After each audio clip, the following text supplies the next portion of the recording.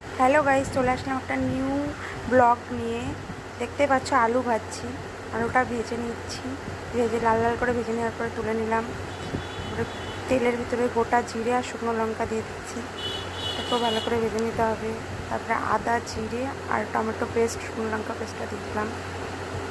এরপরে মশলাটাকে ভালো করে কষে নিতে হবে নুন, হলুদ, লবণ আর কাশ্মীরি লঙ্কার গুঁড়ো দিয়ে।